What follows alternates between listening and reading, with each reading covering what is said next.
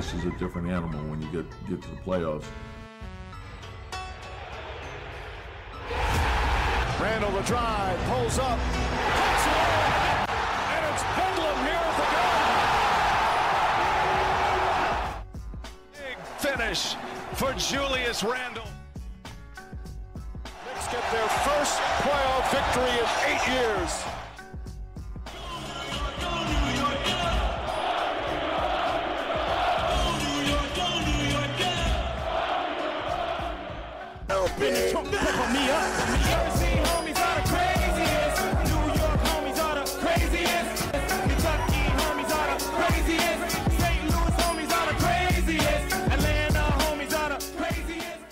Parce qu'il ne faut jamais perdre espoir, amis des Knicks, bonjour ou bonsoir.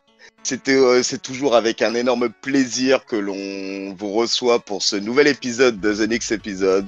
Avec aujourd'hui un programme, ma foi, très alléchant. On va bien évidemment parler de l'aventure des Knicks en play-off. On va également parler des perspectives aussi pour cet été. Et puis avant tout, on a la joie de recevoir un nouvel invité, Abdoul. Donc on fera un petit peu là le tour de table. Déjà, on va présenter l'équipe présente pour ce podcast. Donc Johanny, bonjour. Bonjour à tout le monde. Juju, bonjour à toi. Salut les gars. Et enfin Abdoul, salut. Hello la famille Knicks. Abdoul, c'est un plaisir de te recevoir pour ce podcast. Donc Abdoul, si tu pouvais un petit peu te présenter, quelle est ton activité et puis évidemment comment tu t'es retrouvé fan des Knicks, c'est toujours intéressant pour tous. Bah écoute Lolo, bon toi tu le sais et toute la Knicks Family, KNF en tout cas le sait, mais pour ceux que je n'ai pas croisés, ceux que j'ai pas encore vus en live, avec qui je n'ai pas encore échangé, je fais partie de cette petite vieille équipe des fans des Knicks fin des années 80, début 90. Donc vraiment la belle époque Ewing, John Starks et toute la clique, hein, ceux qui avaient un basket dur et qui mettaient un peu le feu sur le terrain. Qui nous faisaient rêver dans leur comportement basket parce que c'était des mecs acharnés, ils avaient un cœur de fou et ils te donnaient envie de jouer au basket tout simplement quoi. Mais c'était une époque aussi qui allait avec et donc voilà, cette équipe était belle, et les mecs avaient la hargne et du coup je suis tombé fan quoi. J'aurais pu tomber fan des Bulls de la même époque Oui mais non. Ou des Lakers. Mais non. Voilà, Mais non. tout simplement. Mais non, moi c'est le Orange and Blue qui a tapé dans mon cœur et puis j'étais aussi un grand fan de la ville de New York. Parce que l'un va pas sans l'autre, je pense. Ouais. Quand on est fan des Knicks, c'est parce qu'on aime New York aussi. Et voilà, j'étais jeune, l'esprit frais, et New York était la ville qui faisait rêver. Elle était proche et loin en même temps, donc voilà. J'ai adoré, j'ai eu quelques contacts assez rapides avec les Knicks.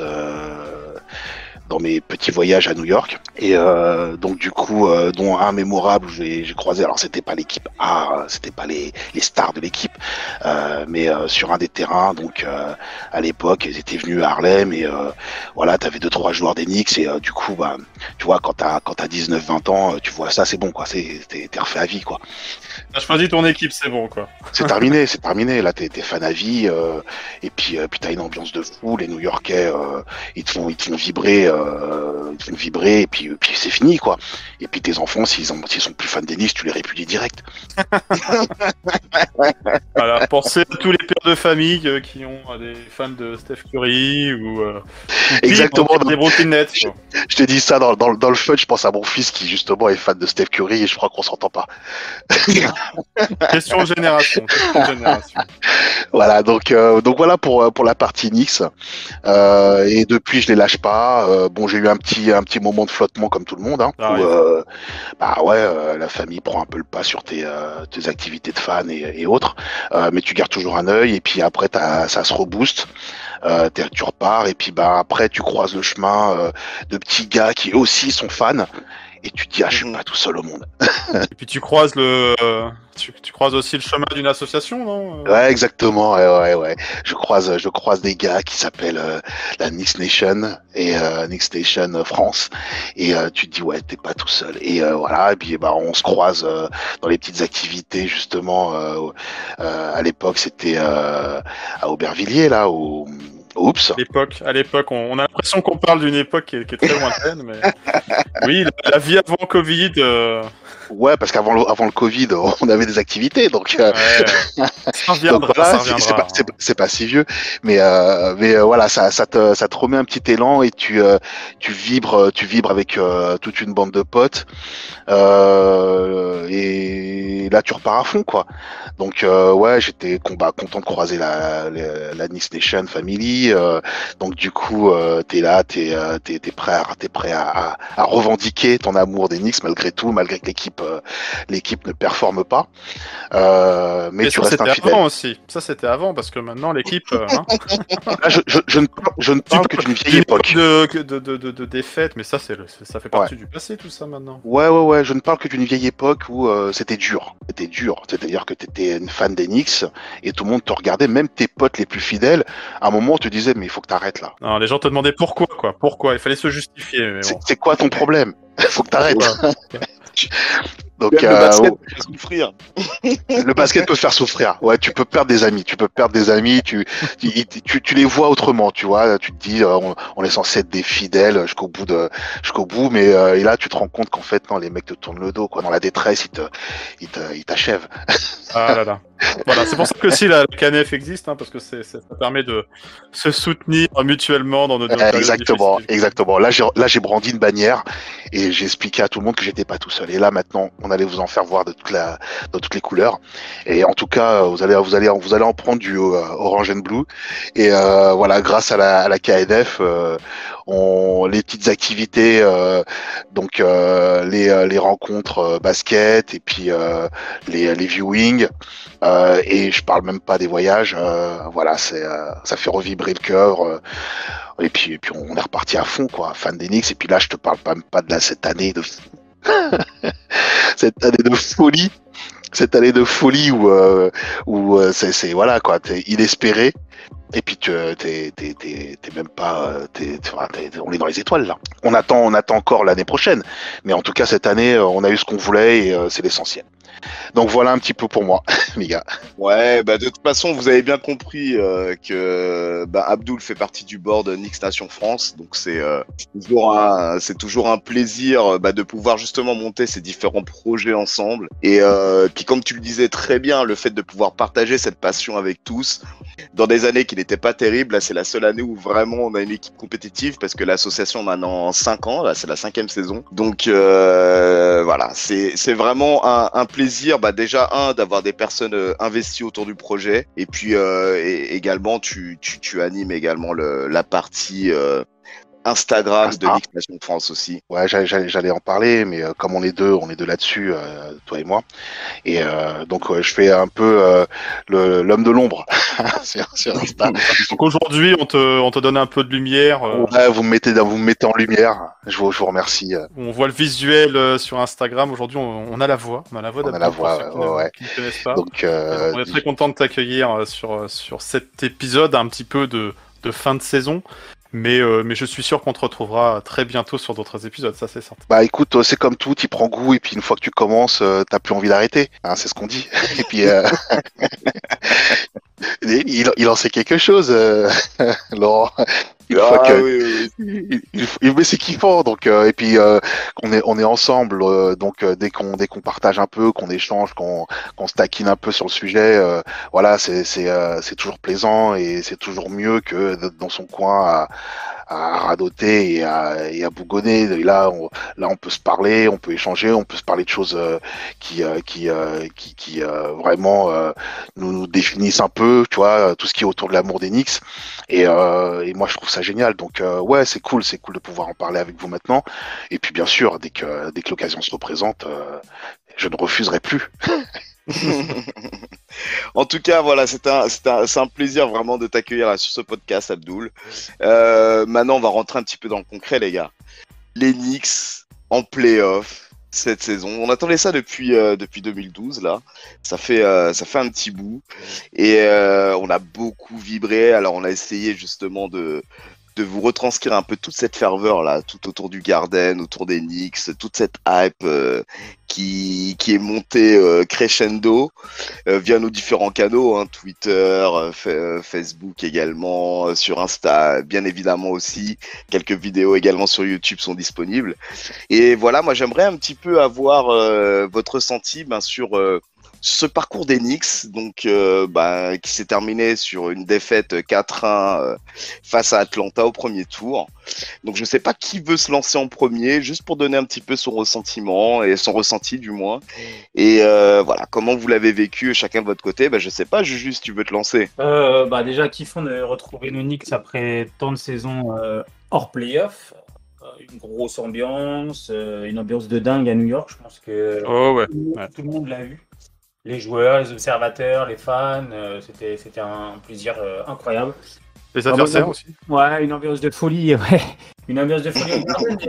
Et je pense que la ville en avait besoin. Je pense que déjà pour deux raisons, c'était la folie. Bon, la première, c'est toujours au Madison Square Garden une ambiance particulière. New York, il y a une ambiance quand même différente des autres salles NBA. C'est comme ça pour le sport américain en général. À New York est différent du reste des États-Unis. Toujours plus fou, toujours plus dans l'ambiance. Et puis il y a eu le Covid qui est passé par là, une frustration énorme pour tout le monde de ne pas pouvoir aller au Garden depuis pratiquement 1 an et demi. Là, ça arrive, les gens peuvent aller au Garden au moment des playoffs, donc c'était la folie. Il y avait tous les ingrédients pour que ça soit dingue. Ça a été dingue. Ça a été frustrant parce que d'un côté, t'avais qu'une envie, c'était de partager ce moment. Le dernier moment plus, c'était au Garden, c'était contre Houston. Et c'était déjà la folie. C'était un match de saison régulière avec une équipe en bois du côté de New York. Et pourtant, on a vibré comme jamais. Alors imagine là, avec une superbe équipe, une ambiance, un ennemi très sympathique à détester. Non, ça devait être dingue. C'était dingue de voir les images, c'était dingue sur les réseaux. Un peu trop court à mon goût. Voilà, un goût de trop peu. On va parler sur le sportif après, mais en tout cas, voilà, dinguerie. Ouais, l'ambiance était folle, quoi. On l'a senti dès le match 1. Le Garden était prêt, a répondu présent. Le public était en nombre, massivement, 16 000 spectateurs. Effectivement, il y avait une attente. Ça fait un moment qu'on se disait, imaginez quand les Knicks vont retrouver les playoffs, comment le Garden va vibrer. Voilà, il n'y a plus à imaginer, on l'a vu, quoi. On a vu ce que c'était. Alors, effectivement, on aurait préféré avoir une série qui dure un peu plus, qui soit un peu plus accrochée. On va revenir dessus, on va en parler. Mais ne serait-ce que pour l'ambiance, pour le retour des playoffs à New York, au New York Knicks, au Madison Square Garden, c'était des frissons, quoi, en fait. Voir le public réagir avant, pendant, après le match, après la victoire. C'était vraiment une dinguerie, quoi. Donc de témoignages de spectateurs, de Knicks fans qui sont des personnes aguerries avec qui on est régulièrement en contact aussi sur les réseaux sociaux. Les gens témoignaient en disant qu'effectivement là cette année il y avait eu quand même une ambiance de feu. Et même ne serait-ce que nous, au travers de nos écrents à distance, on pouvait le ressentir. Ah non, mais c'était du pur kiff, quoi. C'était palpable, complètement. Et puis, c'est toi, Johnny, qui évoquait le fait que New York était prêt, ou je sais plus si c'était Juju, mais New York était plus que prêt. Tout a été fait en sorte pour réouvrir les jauges en temps et en heure. Tout a été fait en sorte pour que le Madison soit le réel 6e homme pour cette équipe-là. Et effectivement, mais sur chaque panier, c'était le feu. Sur chaque temps mort, c'était le feu. Et il y a beaucoup de personnes qui suivent la NBA de manière globale et qui suivent les playoffs en particulier, qui ont pu sentir vraiment cette fièvre qui était totalement contagieuse. Je pense que ces images-là qui ont fait le tour du monde, parce que évidemment avant ce match de playoff-là, les jauges étaient ultra réduites et on était vraiment dans une atmosphère un peu de bulle. Et déjà encore, il y a le public donnait de la voix. On l'entendait, on avait vu on avait senti la différence, le retour du public, même à 2000 personnes, 3000 personnes. Mais alors le jour où ils ont ouvert pour faire arriver pour les playoffs, voilà, on avait changé de niveau et ça s'est ressenti directement, quoi. Après, le public était prêt mentalement. Hein. Les mecs, ils en voulaient. Hein. Comme tu l'as dit, ça faisait un an qu'on les bloquait, qu'on les verrouillait. Puis l'esprit new-yorkais, ça va à contresens, quoi. C'est totalement le contraire. C'est la liberté, c'est comme disait Julien, l'excès dans l'expression. Donc il fallait absolument un moment que ça sorte. Et au moment où on leur a donné le top, il était évident que ce public-là n'allait absolument pas rester soft et venir s'asseoir sur les bancs tranquillement à regarder un match et à crier yes. Non, ils ont été fidèles à ce qu'est le public new-yorkais dans l'excès, mais un vrai public de fans. C'est-à-dire que là, passionné avant tout, et passionné avant tout, quoi. Exactement, derrière son équipe, ils ont mis le paquet, quoi. Ils ont mis le paquet dans tout. Ils ont soutenu l'équipe même dans la peine parce qu'ils voyaient bien que l'équipe était pas forcément au top, mais à aucun moment ils les ont lâchés, quoi. C'est pur, quoi. C'est beau. Et nous qui étions derrière à des milliers de kilomètres, on a la frustration de pas pouvoir y être parce que on a tous rêvé là à un moment se dire dès que le Garden ouvre, tout le monde veut foncer, y aller et autres. Mais le fait de les voir, t'avais l'impression d'être avec eux. Ouais, d'en faire partie. Et ouais, t'avais l'impression de faire partie, d'être dans la salle. Ceux qui ont vécu en plus une ambiance au Madison, ouais, t'étais là, quoi. On était là. Ouais, il y avait les frissons devant ton écran, t'avais les frissons, t'étais dedans. Et c'était magnifique. On a eu l'occasion pour le match 2. C'était vraiment le match 2, de faire un petit live Instagram. Et on remercie d'ailleurs Emeric, enfin Fraîcheur sur Instagram pour nous avoir permis de faire l'envoyé spécial. Donc on a pu faire un petit peu 1 heure avant le début du match, une prise de température pour voir aux abords du Garden comment le public répondait présent. Et voilà, c'était très sympa. Et oui, ça permettait de se mettre un petit peu plus dans l'ambiance, même si on ne pouvait pas voyager cette saison, cette année, de faire un petit peu partie du voyage et de l'aventure pour ces playoffs. Et alors, comme vous le disiez, oui, le public était prêt, surtout que la saison a été plutôt belle, a permis de regagner le cœur des New-Yorkais. Donc voilà, il ne pouvait que répondre présent et pas besoin de promo code pour remplir les gradins, quoi. Il n'y avait pas besoin de tout ça. Ah, la gratuité. Oh, bah, là, une balle perdue. Mais voilà, ouais, non, le public. Alors autant à New York, on va pas sortir les maillots toute la même couleur pour habiller le Garden. Il n'y a pas besoin de ça. Les gens ont les différents jerseys, des différentes époques, des différents joueurs, et ils savent répondre présent au moment où on les attend, quoi. Mais tu sais, tu parles de reconquérir le cœur, ce serait plus moi la fierté en vrai. Parce Oui, que le c'est cœur, ça. Ouais. le cœur est là. Moi, c'est ce que j'allais dire. De fierté en fait, qui caractérise la ville. Fierté dans plusieurs sens. Donc fierté évidemment de pouvoir revoir leur équipe préférée au premier plan. Ça c'est la première chose. Fierté aussi vis-à-vis de tout le dispositif qui a été mis en place par rapport au Covid, de pouvoir à nouveau faire du bruit et se rassembler au Madison. Donc il y avait vraiment deux messages parallèles dans tout ça, quoi. Mais New York en fait est une ville qui a eu des difficultés, hein. Il y a eu les attentats du 11 septembre et tout, dans les événements on va dire assez récents, et même même blessée, elle se relève tout le temps en fait, quoi. C'est la résilience à l'état pur. C'est une ville, c'est un peuple new-yorkais qui fonctionne à l'énergie et qui se laisse pas abattre en fait. Et les Knicks, c'est ça aussi, même si y a des saisons où on a été au fond du trou, il y en aura sûrement d'autres, ça reviendra, hein, je veux dire, la NBA c'est fait de cycles.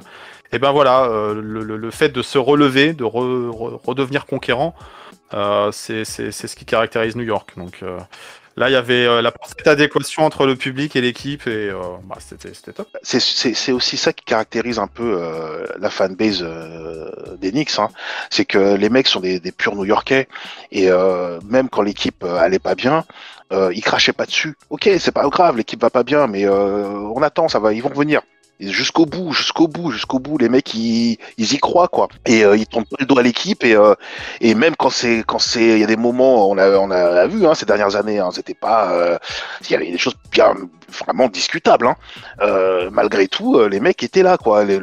On n'a jamais vu un Garden vide, jamais. Ouais, Ouais. Bon, il y a quelques chants de protestation parfois, mais voilà, effectivement, on sent que le public il reste derrière l'équipe, quoi. Il exprime sa colère, il a raison. La Il colère, était la fan. frustration. La frustration, mais tu lâches pas, mais tu ne lâches pas. Et c'est exactement ça, comme tu disais, l'esprit new-yorkais, c'est que même quand les choses vont mal, à un moment ou à un autre, ça va repartir, donc on se tient prêt, quoi. Et c'est ça qui est kiffant. Et quand tu les vois repartir comme ça sur une année, sur une si belle année, bon après la fin, elle est pas ce qu'on espérait, mais on ne peut que être satisfait, quoi. On peut que se dire c'est magnifique et on se prépare, on se met à rêver pour l'année prochaine. Globalement, il y avait de la satisfaction. Les gens étaient contents d'avoir retrouvé les playoffs, d'avoir remis un peu les Knicks sur la carte NBA. C'est sûr que la fin, on aurait préféré une fin différente, mais il y avait quand même ce côté.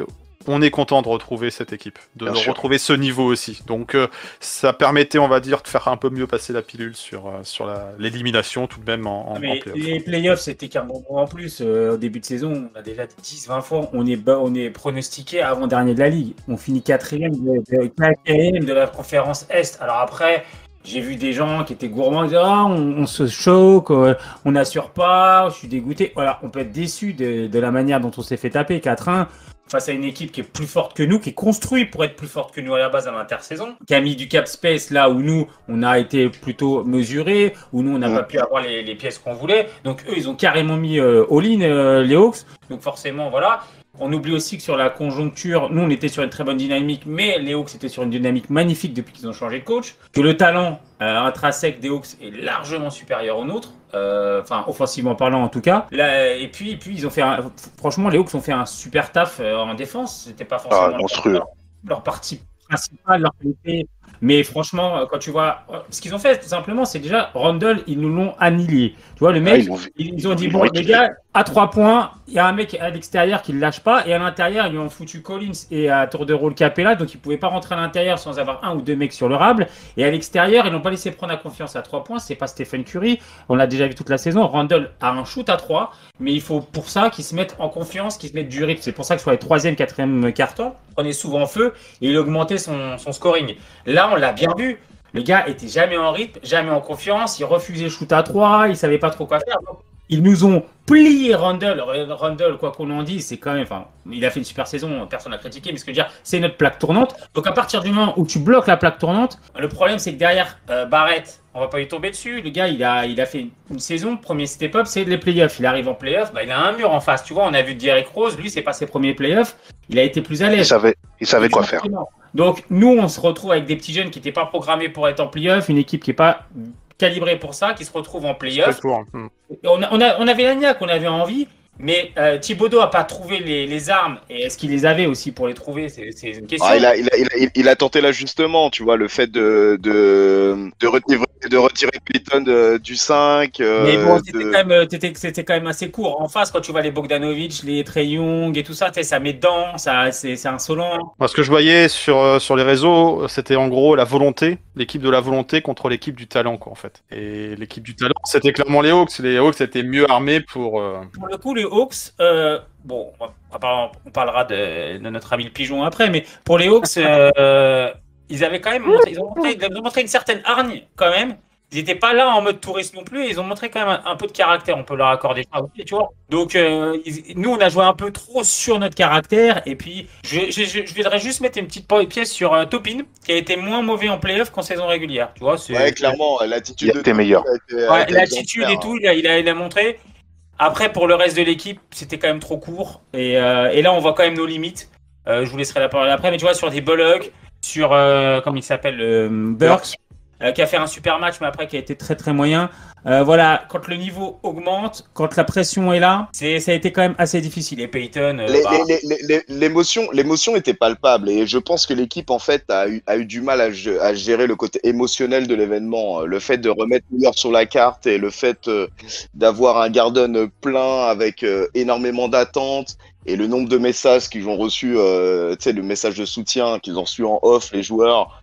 Franchement, ça a été pour le coup très émotionnel. Tout est basé dans l'émotion et je pense que l'équipe en fait n'était pas nécessairement prête d'un point de vue expérience à devoir gérer tout ce côté émotionnel-là, en fait. Je Ouais, pense. effectivement, il y avait une pression parce qu'il y avait une attente, il y avait le public, mais le public était bienveillant vis-à-vis des Knicks. Mais effectivement, retrouver les playoffs alors que t'étais pas censé les jouer, avec l'avantage du terrain, c'est super, mais du coup, ça rajoute une petite pression supplémentaire. Je sais pas si on avait commencé, on va dire, à l'extérieur et enchaîné plutôt les matchs 3 et 4 à New York, est-ce que ça aurait été une autre série? Ouais, Aucune idée, je suis pas franchement. sûr.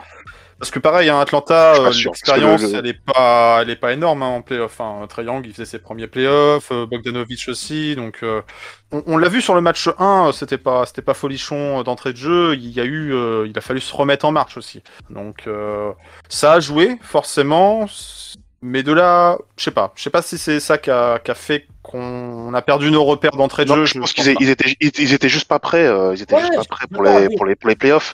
Les mecs étaient. Enfin, c'est une équipe qui est en construction. Hein, faut pas l'oublier. Donc, il y avait encore pas mal d'ajustements à faire.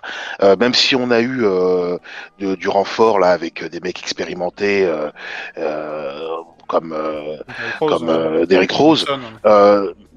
Ils peuvent pas booster l'équipe au point de les emmener vraiment en deuxième tour. Là, on avait une équipe quand même. Bon, on a parlé de Randle rapidement, mais Randle pour lui, c'était une aubaine. Et là, il se retrouve être la tête de l'équipe des Knicks. Avec une pression de dingue et une équipe en face qui le verrouille totalement. Donc, Ils l'ont scouté, le mec, hein. Ils l'ont scouté. clairement, il faut regarder le jeu. Hein. Tu observes, il a paniqué. Il a clairement paniqué. Il est devenu agressif. Il est devenu tout ce qu'il faut pas faire à un moment où justement tu dois rester serein et essayer de maîtriser ton jeu. Il faisait des trucs, tu sentais la panique, tu sentais le manque de confiance.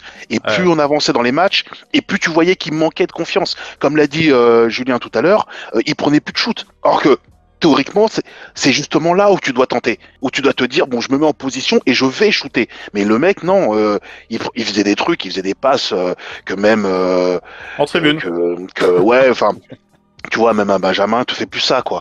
Tu vois, le mec, tu le sors direct, tu le renvoies chez sa maman. Là, il faisait des trucs qui étaient limite pour un joueur on va dire, de la stature qu'il commençait à prendre. Donc ça remettait en question un petit peu l'homme, injustement, je pense, parce que il faut quand même lui rendre voilà le mérite d'avoir emmené les Knicks jusqu'en playoff, quoi. Et l'année prochaine, je pense que là, avec cette expérience là, ils pourront aller un peu plus loin. Mais là, ils étaient pas prêts. Les mecs étaient hargneux. Ils nous ont verrouillé de tous les côtés.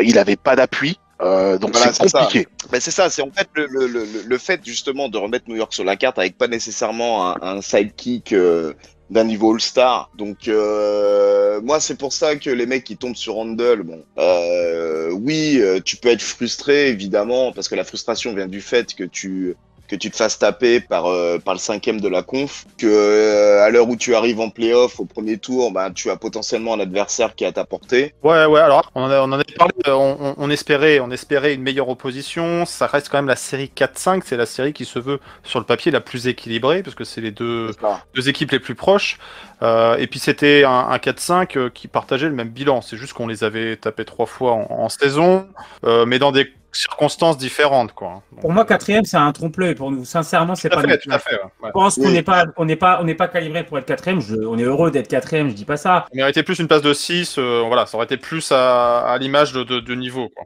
Voilà, 7-6 grand max, c'était notre niveau réel. Et c'est pour ça que Randle panique. Il panique. En fait, le mec, toute la saison, il se dit il est All-Star, il mérite, toutes les solutions viennent à lui, le jeu est fait. Enfin, on a toujours au basket quand tu te sens bien et tout. Et quand, boum, premier match, t'as pas de sensation, tu te dis c'est pas grave, le match d'après ça va aller, mais je vais rebondir. Il n'a aucun moment tu lèves la tête, c'est match après match, le même déroulé, il n'y a pas de solution, il n'y a pas de sensation. Et tu voyais bien que ça forçait et que même il a retrouvé les défauts qu'il avait la saison passée. Ouais, c'est ça, on retrouvait le Randle de l'année dernière. Voilà, le Randle, je baisse la tête et je suis un peu plus buffle parce que j'ai pas de solution autour, parce que le jeu ne vient pas à moi, parce que plus compliqué. Mais pourquoi ? Parce que aussi toute la saison, il a été l'option numéro 1, offensive numéro 1, et l'animateur offensif, c'est lui qui faisait le plus de passes dans l'équipe, c'est lui qui animait le jeu, tout reposait en termes d'attaque autour de lui. Et là, lorsqu'il est arrivé en playoff, il a été scouté, et en face, les Hawks se sont mis à défendre. se sont fait violence pour défendre parce que autant en régulière, bon ok, tu défends pas un match, c'est pas grave, tu le perds, mais t'as un autre match derrière avec une autre équipe et voilà, le rythme n'est pas du tout le même. Dans une série, il faut tout de suite, il faut s'ajuster et il faut tout de suite élever son niveau pour pouvoir tenir la distance sur la série. Et c'est ce qu'a très bien fait Atlanta, où ils ont interchangé plusieurs joueurs sur lui aussi. Collins se l'est fait, Gallinari aussi. Donc à chaque fois, il avait 1 à 2 joueurs sur le dos et il essayait de rejouer comme il jouait en saison. Et là, l'adresse, les paniers ne rentraient pas. Il y a certains shoots qui étaient forcés et il y en a d'autres qui étaient ouverts. Et quand tu rentres pas tes shoots ouverts, ça commence à devenir compliqué le basket. Donc Randle qui avait entre guillemets cette pression parce que c'était lui l'option numéro 1, c'est de lui qu'on attendait des points. Il voulait faire, il avait l'envie. Il n'y arrivait pas. Il n'y arrivait pas par la défense, et il n'y arrivait pas parce qu'il ne rentrait pas ses shoots. Donc, une frustration qu'on peut comprendre et légitime. Et puis, il y a un supporting cast qui était pas non plus exempt de tout reproche. Même si Derrick Rose a montré un super niveau, dès lors qu'on l'a repositionné dans le 5 de départ, on a déséquilibré ce qu'on pouvait avoir comme équilibre entre la première unit et la seconde unit toute la saison. Exactement. Donc on a perdu nos repères assez vite, malheureusement. C'est dommage. Ça nous a quand même pas empêché de gagner un match. Hein. Faut quand même se rappeler de ce début de série. Mais du coup, on n'a pas su reprendre la main sur la série. Et moi, j'ai eu l'impression que toute la série, ces 5 matchs, c'est Atlanta qui dictait son jeu, quoi. C'est Atlanta qui dictait son jeu, même quand on était un peu devant au score. Toujours peur de se prendre un run ou de plus arriver à marquer pendant que les autres enchaînaient les paniers. Et c'est ce qui s'est passé, malheureusement. On a perdu le premier match de peu, hein, pour vraiment pas grand-chose. On aurait pu, avec un peu plus de détermination. C'est celui-ci qui me laisse le plus de regrets, en fait, à vrai dire. Ouais, carrément, parce que il se serait appliqué, il se serait vraiment défoncé. Il avait ce match. Juste, mais il l'avait. Et moi, j'ai senti quand même sur ce premier match, autour de l'équipe, là, pas un manque de détermination, mais voilà, à un moment, ils se sont dit, bon, ce sera pas pour aujourd'hui. Et ils l'ont laissé partir. Ils l'ont laissé partir, ce match. Dommage. Il y a eu un petit élan après sur le second, mais ce match-là était déterminant, en fait. Ouais, parce que ça a tout de suite mis la confiance sur Atlanta. Hein. Et ouais, exactement. Atlanta, ils se sont mis en confiance directe. Ils ont pris la grosse confiance. On a pris la première victoire, alors que tout le monde nous disait, vous allez vous prendre une claque. Et là, les mecs sont repartis, mais boostés comme jamais, quoi. Et là, et c'est ce qui a perturbé, je pense, les Knicks. Et quand tu parlais d'équilibre, au niveau des joueurs, là, ça a tout déstabilisé. En plus, le coach change un petit peu son staff de départ, son 5. Donc forcément, dans l'esprit des joueurs, ça joue. Hein, qu'on veuille ou non. Donc chacun, en termes de confiance, hein, chacun se pose des questions. Est-ce que c'est moi le prochain?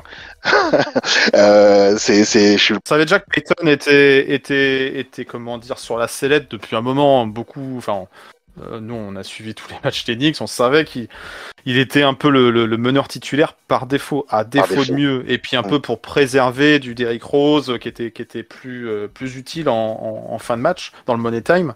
Donc on le savait. Mais arrivé en playoff, bon, on s'est dit, le match-up avec Trae Young, ça va être compliqué. Bon, si Payton arrive à défendre, ça peut le sauver un peu, ça peut nous aider. Rapidement, quand Thibodeau a fait ses ajustements, à la rebencher, enfin la sortie de la rotation, et qu'il s'est reposé juste sur Derrick Rose, il pouvait plus revenir en arrière, quoi. Il n'allait pas ressortir un mec qu'il avait publiquement et peut-être salement benché, même si tout le monde voulait le voir sortir, mais il se retrouvait un peu dans une impasse de merde, j'ai grillé mon joker, j'ai mis 10 Rose en titulaire, ok, il met des points en début, on prend pas l'eau tout de suite. Par contre, sur la longueur, Derrick Rose, il s'éteint, quoi, malheureusement. Il a oublié qu'il était vieux, Derrick Rose. Hein. Mais après, tu vois, le fait aussi de se totalement couper d'une personne en plus dans la rotation, je pense que physiquement aussi, ça a pêché. Parce que là, du coup, Payton, non content de le cutter. Alors après, je te parle même pas de l'attitude du joueur au bout du banc, où vraiment, tu sens que le gars, il est vraiment coupé du reste de l'équipe, mais totalement et mentalement. Pitié à voir, on va dire. Clairement. Et là, en fait, si tu veux, d'un point de vue gestion purement physique, bah tu t'enlèves quand même un meneur de ta rotation et ça s'est Ouais. ressenti en fait. Ça s'est ressenti Exactement, ouais. que Exactement. Il y avait plus de souffle. même si- Il n'y avait pas de souffle. Alors je voyais sur les réseaux, parce que bah voilà, on anime les réseaux, ça parlait beaucoup. Oui, est-ce que faut donner des minutes à Franck? Franck, on lui a donné quelques bouts de secondes.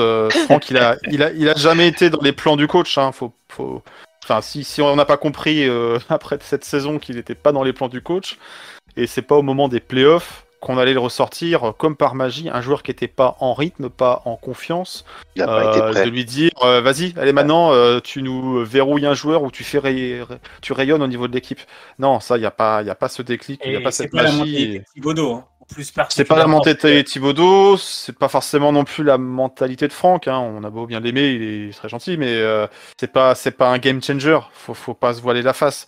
Il aurait pu aider. C'est vrai que c'est dommage de s'en être privé parce que on a été sur une rotation courte et Derrick Rose, même s'il a été rayonnant offensivement, défensivement, il prenait la marée sur Trae Young comme les autres. Hein, et personne n'a arrêté. Hein, donc, Rose a plus 20 ans, hein, donc les efforts, c'est pour ça qu'il était très bien sur la seconde unité, c'est que l'opposition n'était pas la même en face. Quand tu le mets en face des titulaires, il a une opposition qui est forcément plus difficile, donc il se crame un petit peu plus vite dans le match. Donc c'est vrai que tu n'as pas la même utilisation et il ne te permet pas de revenir ou d'éclater de la seconde unité quand on avait besoin, avec son duo avec Quickley notamment. Ça a beaucoup manqué. Mais là, pourquoi il a fait ça à Thibodeau? Il a essayé d'éteindre l'incendie, il a essayé de trouver toutes les solutions. Moi, j'aurais fait pareil à sa place. De toute façon, oui, on aurait tenté la même chose. Au final, ça s'avère un pari pas gagnant, quoi. Bon. encore une fois, c'est ce qu'on disait. On manquait de solutions, on manquait de talent. Et en face, en plus, ces salauds, putain, ils ont mis dedans, quoi. Il y a des fois, les gars, ils shootaient, tu te dis n'importe comment, boum, ça rentre. C'était des hémorragies à un moment donné entre Bogdanovic et Minari, Trae Young. Il y a des moments donnés où tu as eu envie de te coucher à 3h30, alors tu te dis, bon, je suis resté pour rien, quoi. Donc, après, ils étaient plus forts que nous. Après, ils avaient un petit con en meneur qui nous a fait la misère dans le comportement, dans l'attitude, dans la gestuelle, qui a été bien aidé par les arbitres, même si c'est pas pour ça qu'on a perdu, mais on va pas se mentir, c'est une des raisons. Après, je sais que Laurent est fan de Trae Young, mais moi, personnellement, j'ai vraiment du mal. Laurent est fan de Ouais, il a piqué, là, ça y est. Mon Dieu, mon Dieu. Reprends ton souffle, Laurent, reprends ton souffle. Il y a un truc qui m'a tué dans la série, c'est quand on a appris que le mec, il avait la phobie des oiseaux, quoi. Tu te dis, mais c'est pas possible, quoi. Le gars, bon, il a la phobie des oiseaux. Il joue dans quelle équipe? Les Hawks. Ah bah merde alors. Comment il fait? Et du coup, comment il fait, quoi? Comment est-ce qu'il peut le vivre, quoi? Et du coup, même le public du Garden qui s'apprêtait à venir déguisé en oiseau et tout. Non, mais c'était du grand n'importe quoi. Après, je sais qu'il y a eu un débat sur Twitter où, en fait, t'avais quelqu'un qui évoquait le fait que, ouais, mais les gars, si vous aviez Trae Young dans votre équipe, vous serez bien contents. Bah, franchement, pour ma part, alors, le joueur, il est talentueux, certes, effectivement, il est impactant aussi. Mais voilà, il y a beaucoup de choses qui me dérangent chez ce joueur-là. Les cheveux, peut-être. Il jouera au Knicks, ce serait vraiment la même chose pour moi, hein, je vous dis sincèrement. Non, mais il a un jeu qui divise. Il a un jeu qui divise, forcément. Voilà, exactement. Il fait pas partie des joueurs auxquels tu vas te rallier comme ça, les yeux fermés. Ce mec-là, oui, techniquement, il est bon. Il y a rien à dire. Hein, il est indiscutable. Tu sens qu'il a l'amour basket, il en veut, mais c'est pas un joueur que t'as envie d'aimer, quoi. Et même mentalement. Mentalement, il est quand même costaud, le garçon. Moi, je fais pas partie de ses fans non plus, mais pour avoir vécu, on va dire, ce qu'il a pris du Garden, parce que le Garden lui a pas été tendre, il a quand même répondu présent. Donc c'est là-dessus, d'une certaine façon, il faut respecter la force sportive mentale du gars. Il a porté ses boules, ça c'est clair. Maintenant, chez les Hawks, par exemple, moi, tu vois, un gars qui nous a fait très très très mal, et dont je respecte, c'est Bogdanovic, tu vois, les gars, il nous a fait Bogdanovic, il a été énorme. Énorme, et c'est pour moi une factory de chez eux, parce que quand on a été à plusieurs fois sur des matchs très serrés, où on revenait en s'arrachant, on revenait à 1 point ou 3 points, t'as Bogdanovic dans des angles de 1, compliqué. Il mettait des shoots assassins, et tu dis 1 fois, 2 fois, 3, les gars, il nous a tués, mais tellement de fois. Bah, sur le match 1, qui se joue sur quelques détails en fin de rencontre, oui, il y a Trae Young qui met ses lancers, oui, il y a Trae Young qui prend une faute, tout ça, mais il y a Bogdanovic qui va nous foutre un 3 points dans le corner de chez corner avec RJ qui défendait dessus. Voilà, ça tue, quoi. C'est des shoots assassins. Et tu sens que voilà, c'est des plus-values dans une équipe. Hein. C'est des joueurs qui ont de l'expérience à haut niveau, même s'il n'avait pas encore goûté au play-off. Mais lui, le haut niveau, il connaît avec l'Euroleague, avec les compétitions internationales. Et pareil, l'ambiance du Garden, ça ne veut pas lui faire plus peur qu'autre chose, qu'un Panathinaikos ou que sais-je, qu'il a pu croiser dans sa carrière sur le continent européen, quoi. Donc ouais, ils avaient beaucoup d'armes offensives, ils avaient une tête d'affiche qui a répondu présent. Nous, on n'a clairement pas de talent chez nous d'un niveau d'un Bogda ou d'un truc comme ça, pur, naturel. Tu vois ce que je veux dire, un Bullock, c'est qui peut faire un match sur 10, oui, il va prendre feu. Burke, un peu plus régulier, mais c'est quand même pas des talents de dingue. Randle, c'est un joueur all-around, tu vois, il va faire plein de choses, mais c'est pas forcément. Et Barrett était vraiment en dessous. On n'a pas des talents purs comme ça, qui dans des moments décisifs pour prendre feu. Et avec une facilité qui te fait mal. Parce que c'est ça, c'est la facilité à laquelle ils ont pu à chaque fois creuser l'écart. À chaque fois, on s'arrache pour revenir. Et les mecs, t'as l'impression, ils paniquent pas. Troisième quart-temps, ils mettent 3 accélérations après un -12. Donc c'est usant pour les gars, tu vois. Ils sont en train de s'arracher. Nous, chaque panier, je me rappelle, je sais plus, c'est le 3e ou 4e match. Je crois que c'est Rose, il te fait on revient. On était à -8 ou -10, on revient, on arrive à repasser à +1 avec Rose qui te met un 3 points et tout. Enfin, on est genre nous, on célèbre, on a l'impression qu'on a déjà le match. Derrière, Atlanta arrive, boum, il te met 3-4 actions, 3-4 3 points, hop, tu termines. On apprend, il y a +12. Tu dis attends. Game over. Et avant le temps mort, on était à +1, ils sont à +12 maintenant. Game over.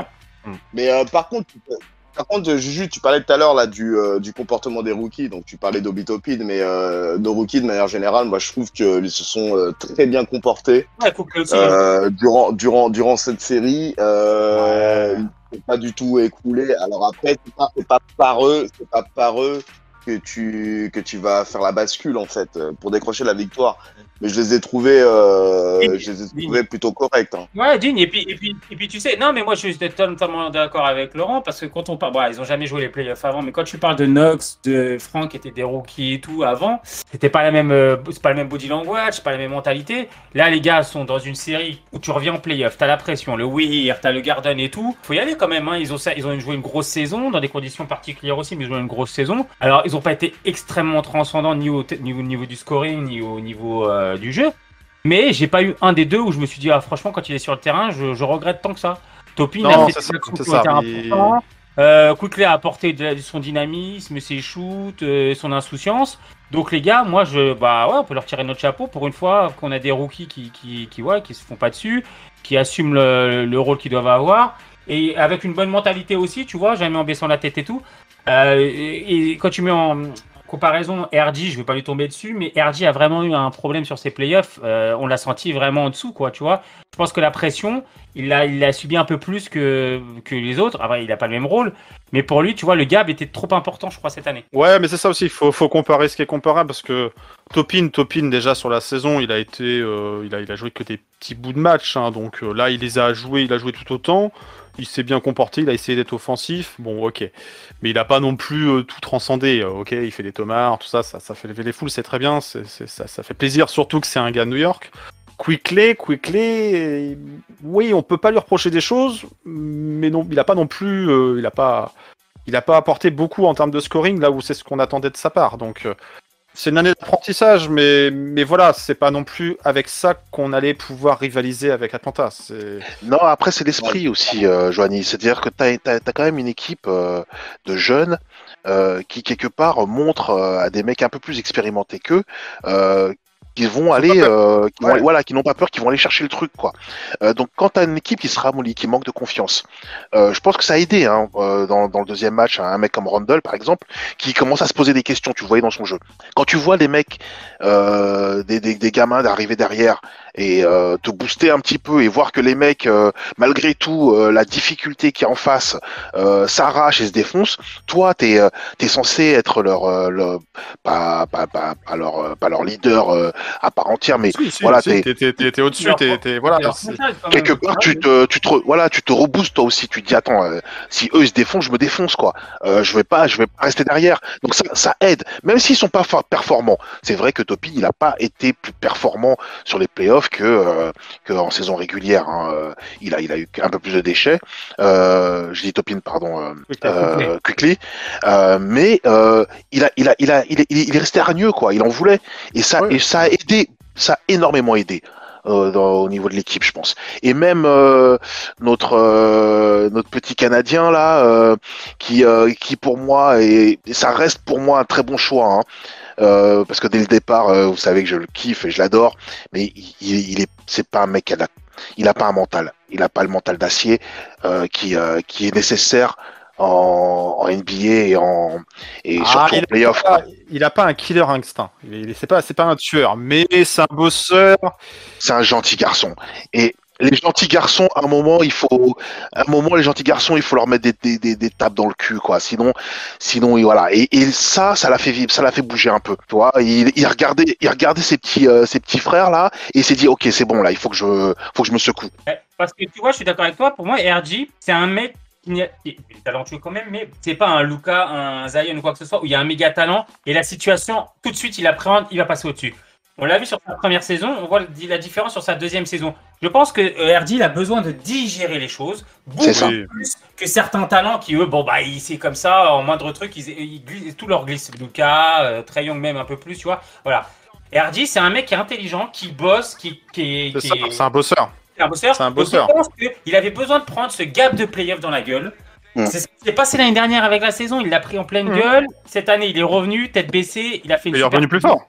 Il est revenu plus fort. Il a pris ses playoffs dans la gueule. Et peut-être, je crois même fortement, il va assimiler. Il va analyser ses playoffs. Et il va revenir plus fort en playoff. Lui, c'est pas quelqu'un qui tout de suite va prendre le pas des choses. Par contre, lui, c'est pas quelqu'un qui va se laisser marcher dessus. Il a assez de caractère. Mais il a besoin d'analyser et il est un petit peu côté revanchard. Il a été transparent, il était très moyen sur ses playoffs. Il le sait, tout le monde le sait. Et l'année prochaine, si on est en playoff, je mets ma main à couper. Enfin, peut-être pas. Mais bon, je parie qu'il t'en restes plus qu'une. On l'a pas dit, mais t'as plus qu'une main. Voilà, donc, mais justement, là, tu fais une belle transition, Juju. Là. Parlons un peu des perspectives de l'été. Là. Donc, est-ce que l'été sera chaud ou pas l'été sera chaud. Alors, voilà. Alors déjà, on va essayer de structurer un peu la perspective. Donc déjà, potentiellement, sur quelle ossature on s'assoit. Et voilà, ça c'est la première des choses. Il y a des joueurs qui font l'unanimité. Tu penses à Randle, Barrett. Après, c'est tout. Après, voilà. T'as des signatures. Moi, je suis parti de ceux qui veulent que D-Rose re-signe.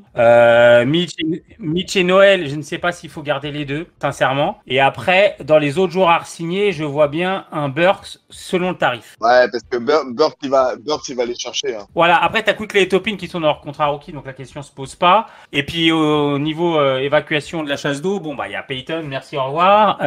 Franck, je pense qu'il est temps qu'il aille jouer au basket ailleurs. Knox, écoute, il y a d'autres métiers, donc voilà. Et puis le reste de l'équipe. Le reste de l'équipe, Théo Pinson, il peut rester pour apporter le Gatorade et puis c'est tout. Non, mais c'est sûr que l'ossature, l'ossature, il y a un gros élément qu'on n'a pas parlé, mais oui, on garde le coach, on est d'accord. Hein. Oui, on va garder le coach. On va garder le coach. Accessoirement, c'est le coach de l'année quand même. Hein. On l'a pas dit, mais il a tout mérité. Hein. L'amour des Knicks, l'amour des fans, coach de l'année.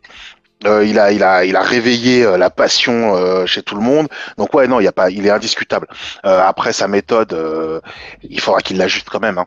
Mais il l'ajustera en fonction des talents qu'il aura sous la main. C'est ce que j'allais dire, c'est qu'il faut voir ce qui va se passer là pendant la période d'été là, qui vont libérer, qui vont récupérer. Mais je pense que c'est un coach intelligent. Il sait de quel type de joueur il a besoin aujourd'hui. Là, clairement. Il lui faut un solide renfort. L'équipe qu'il a, c'est une équipe, on va dire inexpérimentée. Il lui faut des gars d'expérience. Si tu veux, l'ambition qu'il a, avec les moyens qu'il a, c'est pas suffisant. Après, il faut vraiment il faut être sans pitié là. Hein. On a montré qu'on était capable d'aller en play-off. On a montré qu'on pouvait aller un peu plus loin. En tout cas, on veut aller un peu plus loin. Là, il faudra être sans pitié cet été. Hein. Toutes les discussions sur notre petit Frenchie, on doit plus les avoir, quoi. Je veux dire, je suis désolé. Franck, on l'aime bien, on est français. Bleu, blanc, rouge, ok. Mais là, il faut être clair. Le mec, il est pas fait pour cette équipe-là. Il fait pas partie des plans de l'équipe. Il est pas dans les plans. Mais de toute façon, c'est comment pouvoir entourer Randle de manière beaucoup plus efficace. Un meneur. Il faut un meneur. Voilà. Mais il faut un meneur, mais il faut un shooter aussi. Pour Léon Rose, elle est décisive cette saison parce que l'année dernière, il avait du crédit. On se disait, bon, c'est très compliqué et tout. Là, cette année, il y a une réussite qui n'était pas prévue. Maintenant, mon gars, Thibodeau a fait plus que son taf. Maintenant, c'est à toi d'aller chercher les pièces et de montrer que tu es intelligent et que tu as du réseau. Tu as été vendu comme un mec de réseau. Je critique pas, mais les coups aujourd'hui n'ont pas été fantastiques. Il y a plus de réussite que prévu. J'en suis certain que personne n'avait prévu au front office qu'on allait terminer 4e ou quoi que ce soit. Maintenant, il faut aller chercher du réseau. Personne n'a prévu les playoffs, clairement. Voilà, maintenant, t'as ça, t'as la salle. Les fans ont fait leur taf dans la salle en montrant qu'il y avait une ambiance de dingue. On nous reprochait et tout. On n'a pas entendu Dolan. Tout le monde disait oui, avec Dolan, il a fait zéro. Il y a eu rien cette année qui est sorti. Donc, ok. Thibodeau a fait du taf, même si sur certains trucs, il doit améliorer un petit peu sa relation. En tout cas, ses rotations pour pas cramer le monde. Mais Thibodeau a fait du taf. Il est référencé. New York fait encore de nouveau kiffer. T'as une intersaison où t'auras pas des méga stars, mais t'as quand même du Randle, du Barrett qui sont là, qui ont peut-être envie d'être rejoints par des joueurs. Donc à un moment donné, t'y vas et tu fais des coups. Et t'as du cap space. T'as du cap space à dépenser. Donc à un moment donné. Et t'as des tours de draft en pas gagné. Et t'as des tours de draft. La différence des années précédentes, c'est que là, New York devient enfin attractif, en fait. T'es sexy. Complètement, là. Là, t'as jamais été aussi sexy. Si là maintenant, après une saison comme t'as fait, t'es pas attractif, je sais pas ce qu'il faut pour être attractif, quoi. Non, franchement, oui, c'est vraiment... Là, l'été va être très, très structurant parce que ça va aussi dévoiler un petit peu les plans d'Enix. La saison dernière, ok, on installe un coach, on voit jusqu'où il peut emmener l'équipe, est-ce qu'on gardait ou pas Randle. Randle se révèle et fait une saison hors du commun, donc ils ont amené l'Enix à un niveau inespéré. Le plus dur maintenant, c'est de confirmer. Est-ce qu'on reconduit les mêmes et on essaie d'aller plus loin? Ça, voilà, on a vu où était le plafond de l'équipe. Ça pourra pas faire beaucoup de tours en play-off, tout ça.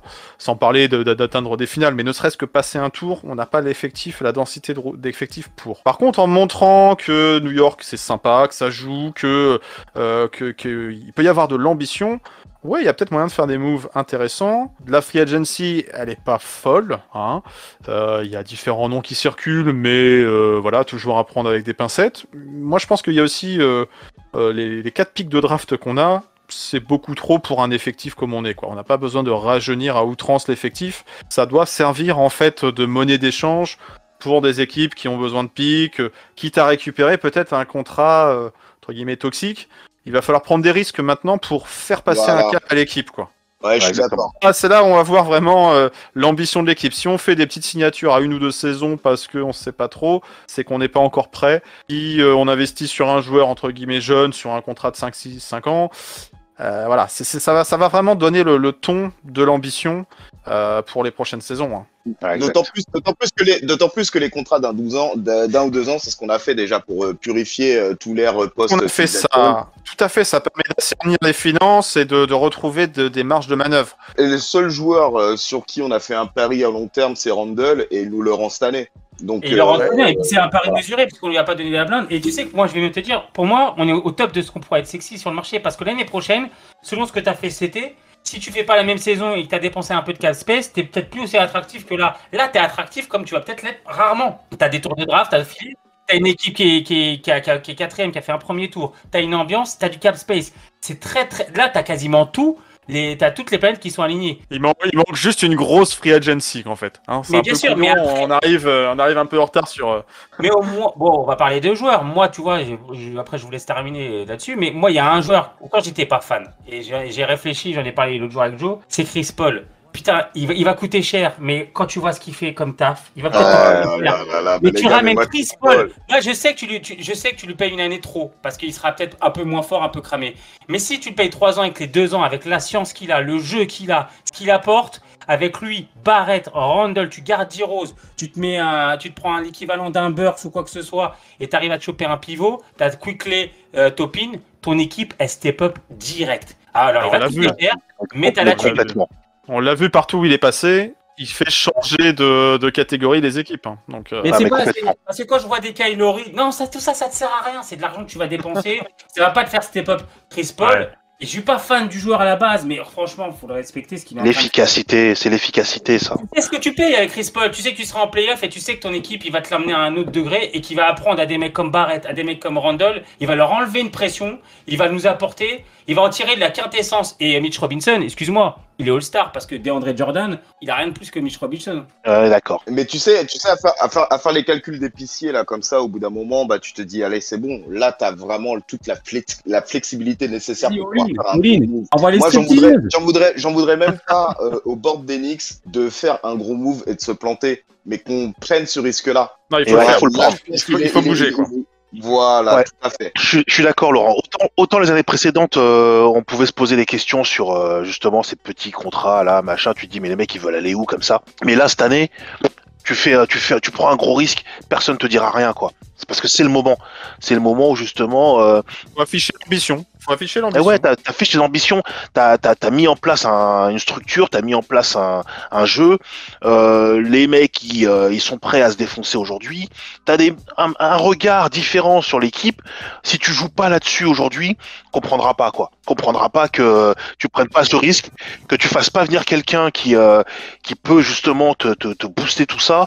On comprendra pas. Bah, ça serait un échec, tu passeras pour petit bras et du coup tout le monde se dira bah les Knicks là, autant les autres années quand les gens disaient ah les Knicks vous êtes foirés, moi je trouvais que c'était des réflexions de merde parce qu'en fait il y avait une lecture qui était plus profonde en se disant oui mais là c'était pas, on n'était pas bien structuré pour faire quoi, je comprenais les décisions, mais là t'as tout, si jamais tu restes comme disait Abdou, si tu restes sur des petits contrats encore de merde de 1 an, 2 ans de joueurs moyens de 2e voire 3e catégorie, ta politique elle est pas logique, Non, t'as du cap space non, et tout. ça sera pas lisible. Ça sera un échec, ça voudra dire que t'as pas réussi. Incohérent. Ou alors ça voudra dire qu'on a toujours un vrai problème et qu'on n'a pas réussi. Là, ça serait plus Ouais. inquiétant d'ailleurs. Ça serait plus profond. C'est dire merde, là il y a peut-être un souci dans la ligue. Que je pense pas aujourd'hui parce que durant ces playoffs, t'as quand même vu des tweets de joueurs NBA ou d'anciens joueurs NBA qui parlaient de l'ambiance du Garden, qui disaient ouais franchement ça reste de ouf et tout. Les Knicks ont été loués par tout le monde. Même LeBron. LeBron il regrettait, je crois, au fond de son cœur. Ouais. Et pour parler de la ville même, il y a une autre équipe qui paraît qui joue pas très loin. Ils sont en 3e page et ils sont obligés de faire des gratuités pour avoir pour faire venir les spectateurs. Et nous, c'est sold out. Première page, et t'as Randle qui a un contrat à 12 millions, qui est en première page, alors que t'as des contrats de l'autre côté du pont à 30 millions qui sont en 3e page. T'imagines Ouais, quand même t'exagères un peu. Hein. Randall, il est pas à 12, il est à 19. Mais Ouais, c'est pareil. on a compris l'idée. Dans le délire des contrats flexibles, il va falloir aussi structurer cette seconde unique qui a été tellement efficace cette année. Et je pense qu'il y a vraiment des joueurs sur qui il va falloir peut-être se montrer un peu plus généreux. Voilà, donc on a évoqué Derek. le cas de D-Rose. Ouais. On a évoqué le cas de Burks qui, quand il est au Cannes, les gars, il a quand même réussi à faire une saison plus que je sais pas, en potable. fait, sur Burks, effectivement, il a apporté, on l'a vu à Noël, un moment dans la saison. La question aussi sur Noël. Ouais, C'est ce que je te disais. Taj Gibson, le tonton. Regarde ce qu'il a fait comme playoff. Noël a fait une saison de dingue, mais Noël, Robinson, vous voulez repartir avec la même charnière parce qu'ils ont tous les deux. À un moment, il faut falloir parler tarot pour les deux. Qu'est-ce que tu fais?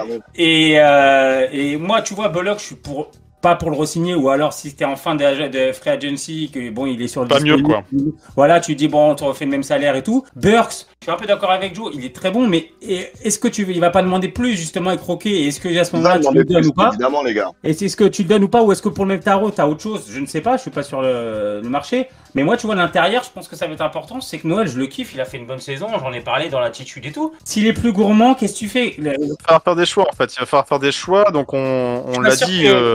Mitch Noël, je suis pas sûr que ça te permette réellement de passer un cap les deux. C'est sûr que si on avait eu un peu cette densité avec Robinson pour s'opposer à Capella, voilà, on s'en serait mieux sorti, ça c'est certain.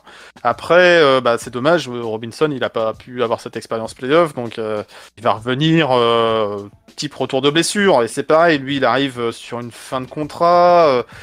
Il y a des interrogations autour de Robinson sur la stabilité, on va dire, émotionnelle du garçon, quoi. Est-ce que c'est pas quelqu'un qui va nous coûter cher et qui va être injury prone, qui va se traîner des blessures toute sa carrière? Est-ce que le plafond il est très très haut? Est-ce qu'il vaudrait mieux pas, entre guillemets, s'en servir de monnaie d'échange maintenant pour récupérer je sais pas qui? Moi j'ai une interrogation, j'ai pas encore été convaincu par Robinson. Par contre, je sais qu'il faut qu'on renforce le 5, quoi. Et est-ce qu'il vaut mieux pas garder un Noël, un tarif à 6, 7, 8 millions encore la saison sur 2-3 saisons, qui est peut-être léger physiquement par rapport à d'autres pivots, mais l'associer avec un pivot d'un autre profil, quoi. Parce que là, on avait quand même un petit peu une histoire de frères siamois entre les deux. C'est quasiment le même profil. Alors c'est bien parce que ça a permis de compenser l'absence de Mitch qu'on n'aurait pas pu prévoir. Mais pour aller loin ou pour passer au moins un tour, est-ce qu'il faudrait pas plutôt varier nos armes à l'intérieur, quoi. Ouais, mais je pense pas que Ah, c'est pas faux. je pense pas que la politique de New York soit de faire l'impasse sur Mitch aujourd'hui, parce qu'il a une. C'est Bah, compliqué ouais, parce que t'envoies un message qui est de dire on prend des joueurs qu'on garde pas, quoi. Donc, ouais, et puis il est bien y a aimé dans ça la aussi, quoi. fanbase. Il y a un petit truc, on l'a pris en deuxième tour, c'est une Donc réussite. est-ce que ton pivot d'avenir allez, on va dire les 5 prochaines saisons, c'est Mitchell Robinson? Pour limite, pourquoi pas, tu lui mets un contrat plus ou moins conséquent, et puis si ça fait pas l'affaire dans quelques années, voilà, tu trades. Pourquoi pas? Mais aujourd'hui, on va dire qu'il a une cote marchande, il a encore un potentiel qui semble pas exploré, pas complètement dévoilé. Soit il confirme, soit au contraire, il stagne, voire au pire, il régresse, quoi. Donc il va y avoir un choix, un pari à faire sur lui. Et vous, là, vous voudriez qui en signature cet été dans le faisable, hein, bien sûr. Moi, il me faut un meneur. Un meneur et une menace extérieure beaucoup plus fiable en fait et même référencée. Voilà. Et si on vous demande des noms, c'est qui? Des noms. On veut des noms. Il y a des meneurs qui. Alors toi, t'as parlé tout à l'heure, Julien, de Chris Paul. Voilà, ce qui se murmure, ce qui se dit, c'est qu'il va décliner sa player option à quoi, 44 millions. Il peut rester à Phoenix, surtout que Phoenix, là, moi je pensais qu'il allait pas rester, surtout que Phoenix est en train de taper Denver, alors on enregistre. Phoenix est en train de faire de très beaux playoffs, à voir jusqu'où ils vont. Donc, au début, je pensais qu'il déclinait pour aller sur un gros marché, type Lakers, pourquoi pas les Knicks, même si bon, j'en rêve, mais je suis pas sûr. Là, je me dis, si tout roule pour lui, je sais pas. Est-ce qu'il finit sa carrière aux Suns avec un gros contrat, genre 100 millions de dollars sur 3 voire 4 saisons? Parce qu'en gros, c'est ça qu'il veut. Il vise un gros contrat sur la durée, quitte à ce qu'il le finisse pas, mais qu'il prenne son argent. Voilà, donc est-ce qu'on s'aligne sur ça? On fait une surenchère? Est-ce que cette surenchère, Phoenix va pas la contrecarrer? Je sais pas. Enfin, franchement, ils auraient tort de renoncer à Chris Paul avec la saison qu'il fait et là où il emmène aujourd'hui les Suns.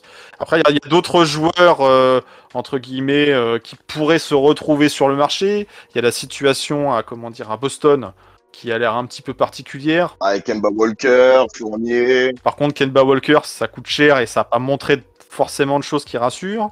Il y a la situation aux Rockets de John Wall, qui, pareil, gros contrat et une saison mi-figue mi-raisin. Ok, il revient après deux saisons d'absence. Il a montré des choses, mais il est encore un peu blessé. Donc, est-ce qu'il faut investir sur un mec comme ça? C'est le genre de risque qu'en fait qu'il va falloir faire, quoi. On va pas prendre. Enfin, moi, j'ai du mal à concevoir une saison prochaine avec Derrick Rose en meneur titulaire, quoi. Ah, non, mais c'est compliqué. Derrick Rose, c'est même pas garanti qu'on le garde. Il y a l'affect avec Tom Thibodeau. Il va peut-être demander un peu de dollars.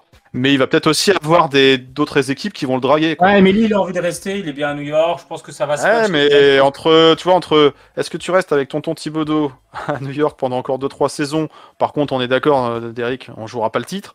Ou est-ce que t'as LeBron qui t'appelle sur l'autre ligne? Mais attends, LeBron, c'est pas garanti qu'il gagne le titre. Il l'a montré cette année. LeBron, c'est plus le même LeBron. LeBron, c'est plus juste avec LeBron. C'est plus ça maintenant. Et je suis désolé. LeBron, il est en fin de carrière, les mecs. Hein. Faut pas l'oublier. Hein. C'est une saison charnière, mon gars. Et tu vois bien qu'à Brooklyn, les gars, ils sont au top de leur carrière notamment et tout. Faut assumer. Mais c'est les jeunes qui arrivent. T'as la génération des Jokic et d'autres qui prennent le dessus. Ouais. LeBron, ça va être très compliqué. L'année prochaine, c'est moins garanti qu'avec LeBron, t'es en finale. Non, c'est terminé cette histoire. Ah ouais, je pense que c'est fini. Hein. Je te garantis pas qu'ils gagnent le titre, mais en tout cas, ça sera l'ambition qu'ils auront.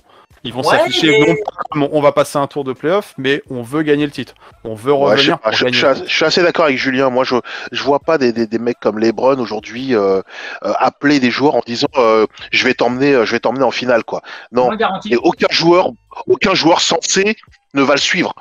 Je veux dire, il est. Cette saison, ça a montré que cette théorie-là va prendre de l'aile en termes de crédibilité sur LeBron et carrément. Dans sa propension à pouvoir mener une équipe très très loin, quoi. Carrément. Mais bien sûr, j'ai pas dit qu'il allait gagner le titre l'année prochaine. Non, mais même aller loin dans les phases finales. Techniquement, physiquement, il peut pas. Je veux dire, c'est pas un LeBron de 30 ans là. On parle d'un mec. Les Lakers, c'est le bordel. C'est quoi? Ils ont un roster qui est fini. Tu rajoutes une pièce et tu te dis bon, bah, tu vas être 7e, 8e joueur. Ils ont beaucoup de taf aussi.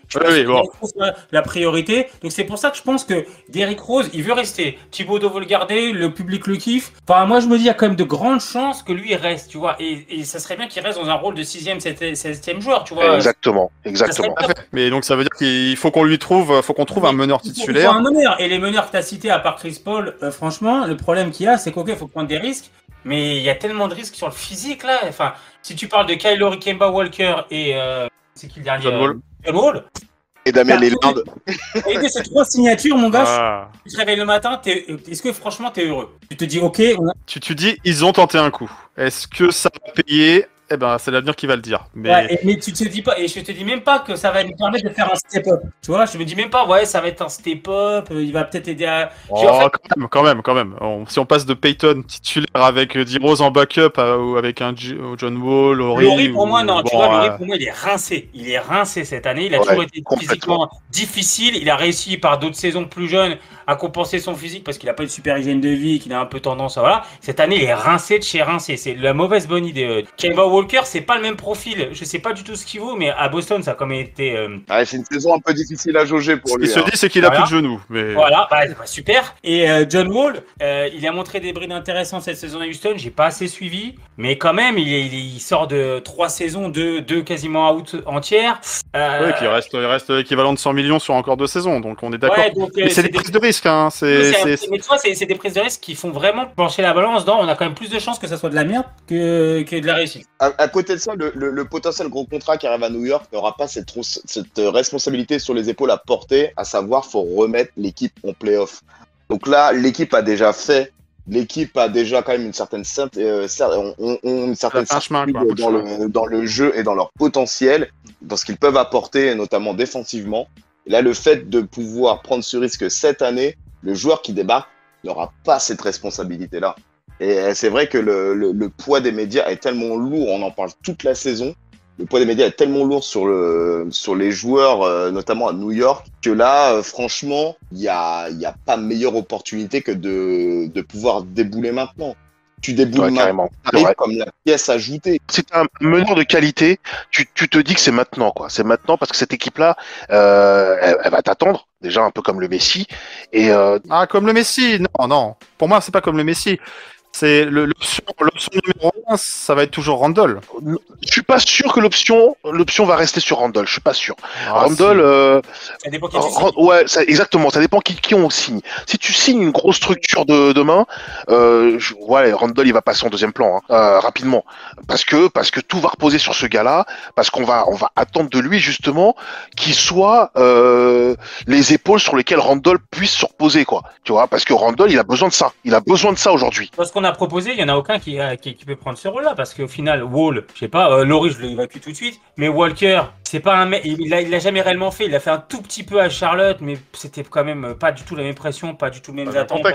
C'était lui l'option numéro 1 pour le coup. Oui, mais c'était à Charlotte dans un contexte bien différent. Là, t'es entouré de Randle, Barrett. Moi, aujourd'hui, tu me dis, à la place de Randle, tu me dis Walker, ça va être ton gars sûr, ton option numéro 1. Non. Je te dis, non, mon gars, il prend le quasi au bout du couloir et il m'apporte le Gatorade. Tu vois, c'est terminé. Pour moi, c'est pas une option numéro 1 qu'on cherche cet été. Pour moi, l'option 1-2, c'est Barrett et Randle. Enfin, Randle en 1 et Barrett en 2.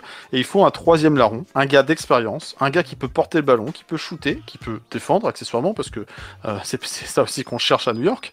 Mais voilà, tu viens compléter un effectif. Par contre, il te faut un mec qui soit titulaire indiscutable. Il va coûter cher. Mais je vois pas. Enfin, j'aurais du mal à concevoir qu'on aille chercher un meneur titulaire entre guillemets de seconde zone. D'ailleurs, j'ai même pas de nom qui me viennent comme ça à l'esprit.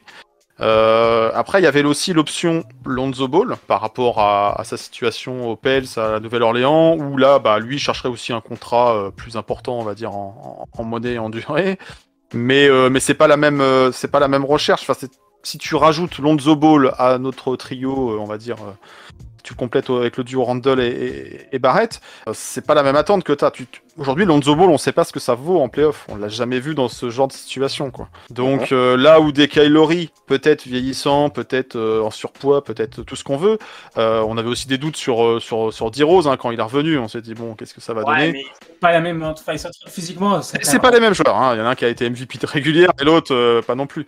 Mais voilà, en tout cas, ce que je veux dire, c'est qu'il faut pas qu'on enterre non plus les joueurs trop vite. C'est pas parce qu'ils sortent d'un contexte dans leur équipe actuelle que ils seront tout aussi déclinants aux Knicks. Il n'y a pas de garantie, on va dire, aujourd'hui dans la ligue. Ça serait trop beau sinon.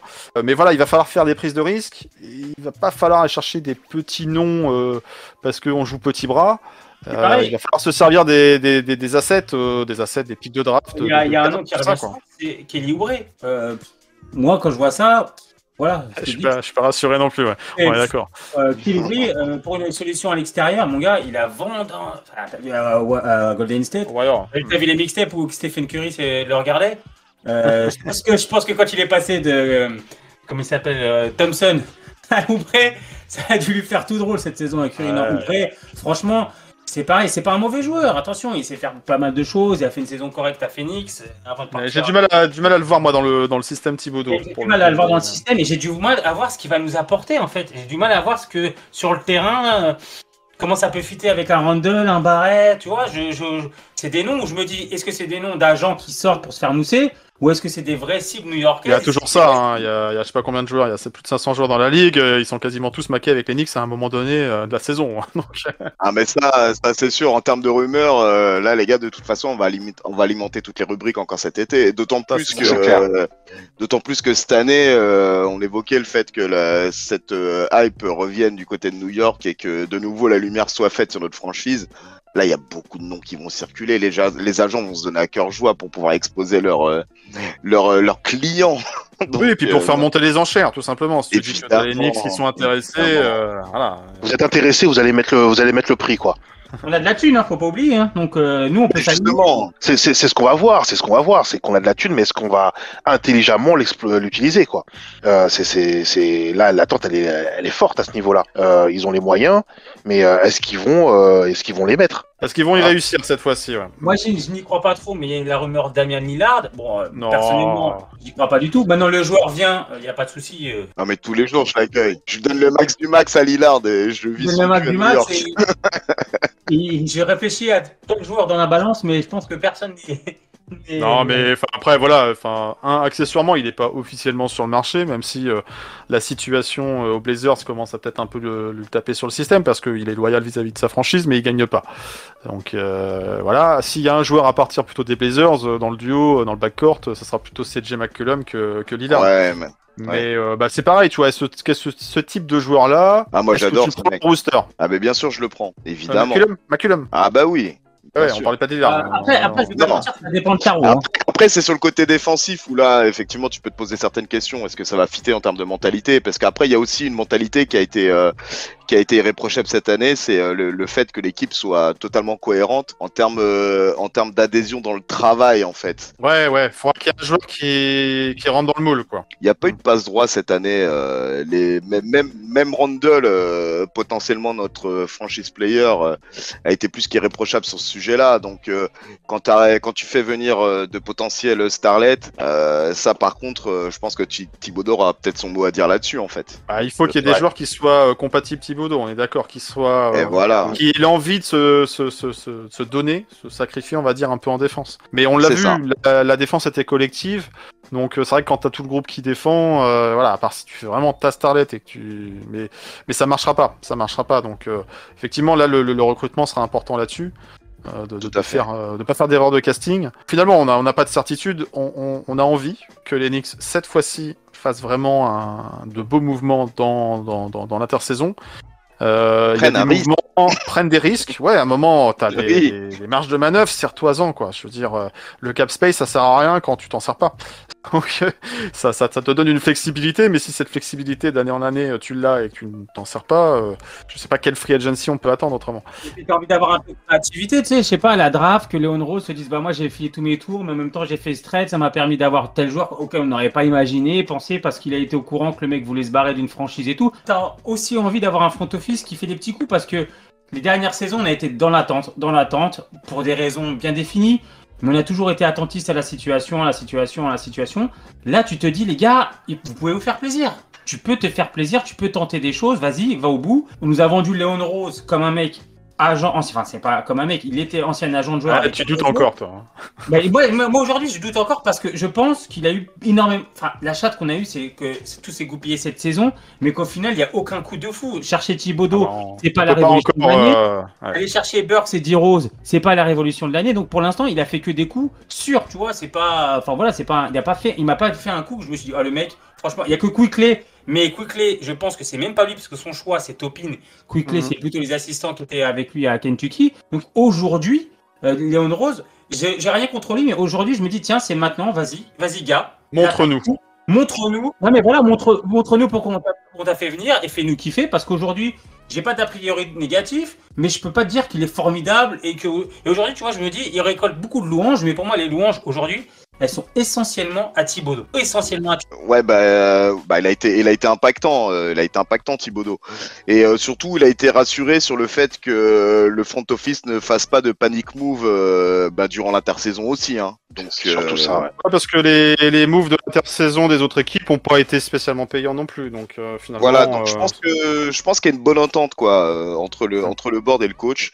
Et justement là, on parlait de potentiel coup, on parlait de meneur, mais il y a un joueur dont on n'a pas du tout parlé parce que moi, déjà personnellement, je l'ai pas vu. Bah oui, Lucas Vildoza, les gars. Mais bien sûr, il faut qu'on en revienne. Est-ce que finalement le nice move, on l'a pas déjà fait quoi, en fait quoi. On a une star quand même de la Liga qui déboule. Je l'ai vu jouer en Euroleague, cette saison, 4-5 fois. Allez, vas-y. Et le mec. Vas-y, vends-nous du rêve. Non, mais non, attention, je sais pas, le gap physique et tout en NBA, c'est toujours pareil quand tu viens de l'Euroleague.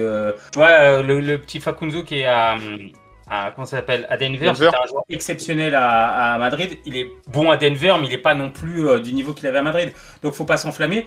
Par contre, c'est un joueur qui a une grinta et du vice, et c'est un joueur qui est hyper créatif. C'est-à-dire que physiquement, bon, pour un Européen, pour un joueur qui joue en Europe, il est quand même assez fit. Par contre, il est vraiment très créatif, très malin sur des petits moves où il met dans le dos il met dans le vent son adversaire.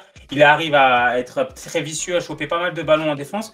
C'est un gars on n'a pas du tout ce genre de profil. Et ça peut être intéressant. Après, encore une fois, le gap avec la NBA est important souvent, donc faut pas non plus en attendre trop pour moi, tu vois.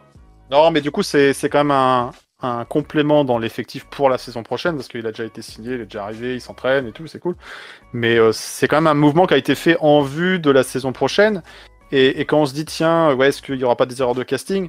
Quand tu prends un Argentin, alors bon, je le connais pas particulièrement ce joueur, je l'ai pas scouté non plus, voilà, on a nuancé par rapport à ça, mais voilà, ils ont souvent une image de joueurs tedieux, impliqués, intenses, quoi, en fait. Donc là, on se dit, bon, si c'est ce type de recrutement qu'on fait, voilà, ça va dans le bon sens. Après, on verra, on jugera sur le terrain. Il y aura accessoirement la Summer League, je sais pas si on le verra sur la Summer League, parce que c'est réservé aux rookies, mais ça pourrait être l'occasion, on va dire, de le voir un petit peu dans le groupe. On va faire la Summer League. Hein. Ouais, non, mais après, je sais plus au niveau des conditions d'âge et tout, mais en tout cas, ça pourrait être une bonne première expérience pour voir tout ça. Mais ouais, est-ce que... Bon, après, ça sera pas le meneur titulaire, on est d'accord, mais voilà, ça peut être notre troisième meneur ou un combo garde. Écoute, en tout cas, ça permettrait de resituer Quickley en poste 2 pur, en fait. Ouais.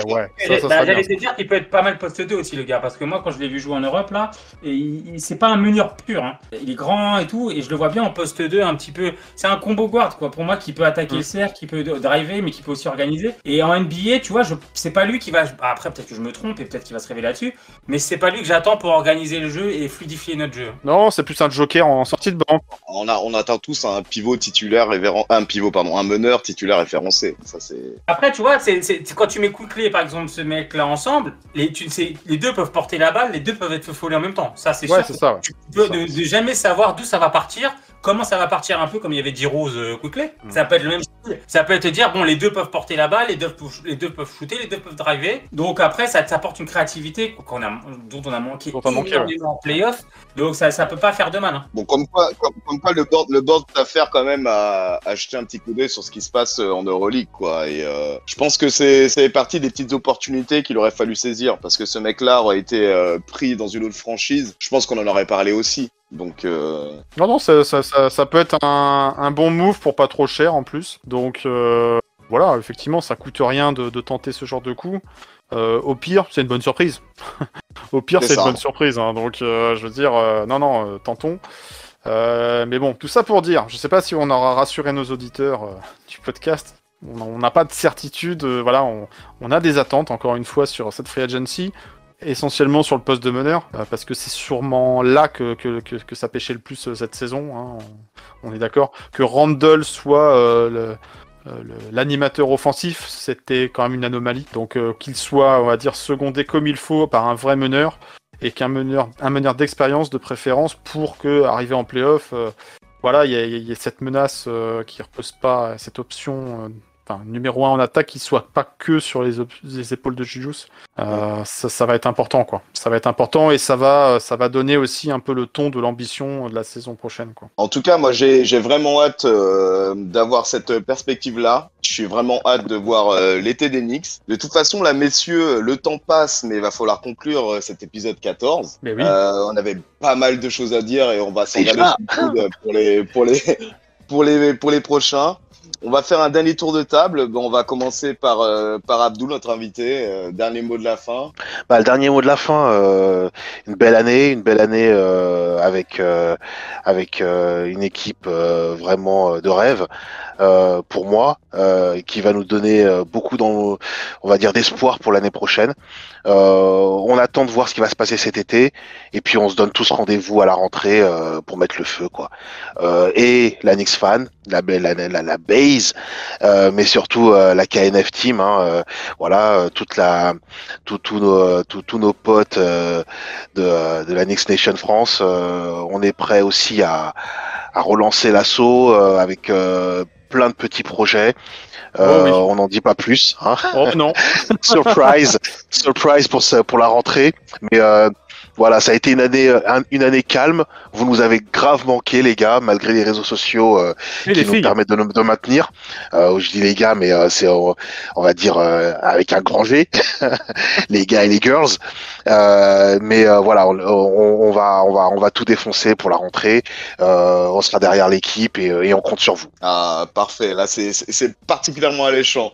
Juju, un petit mot de la fin pour toi. Oui, intersaison passionnante, on l'a évoqué. Ça va être très intéressant de voir comment on va se positionner. C'est excitant comme rarement. Ça fait plusieurs intersaisons depuis le fameux été où on a récupéré notre ami Randle, qu'on n'avait pas autant été hypé. Et là, on est vraiment très très hypé parce qu'on sort d'une très belle saison. Hâte que les events KNF recommencent, que la saison recommence, que les saisons NBA et les saisons basket en France recommencent pour tout le monde. Puis se retrouver aussi autour d'un écran un soir, tous ensemble à partager la passion. Et puis après, ouais, j'ai entendu parler de deux, trois projets qu'il y a chez KNF, donc bravo. Et puis stay tuned, et puis kiffez bien, quoi. Alors, on est dans le teasing, hein. Oui, allez, le mot de la fin pour toi, Joanie. Ouais, bah écoutez, une super saison, c'est clair. On aurait préféré qu'elle dure un petit peu plus, mais on a quand même grave kiffé, et c'est vraiment là l'essentiel.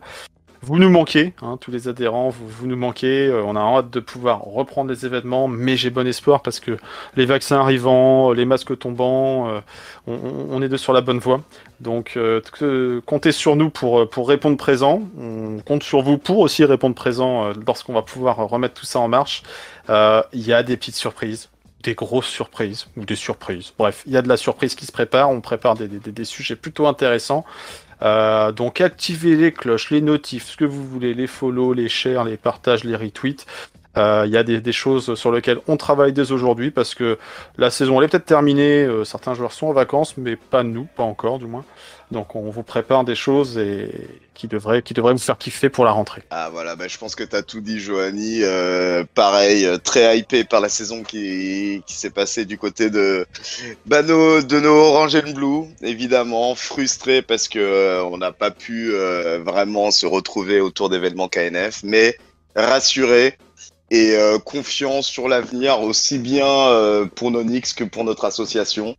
Et oui, il y a pas mal de choses qui se préparent. On se tient prêt. En tout cas, je tenais à vous remercier pour la force que vous nous donnez quotidiennement sur nos différents réseaux, que ce soit sur Twitter, sur Facebook, sur Insta. D'ailleurs, on vient de passer le cap des 1800 followers sur Insta. Ça fait toujours plaisir. Et on vous attend de plus en plus nombreux pour nous soutenir et surtout partager avec nous votre passion d'Enix. Voilà. En tout cas, un grand merci à tous. Merci Juju. Merci les gars. Merci Johanny. Merci. Salut Abdoul, merci à toi. Merci à vous tous. Et n'oubliez pas, Nix un jour, Nix toujours. On est toujours ensemble l'équipe. Allez, ciao. Ciao. Ciao. I always will be a Knick, always will be a New Yorker. Thank you very much. Hope you're ready for the next episode. Hey.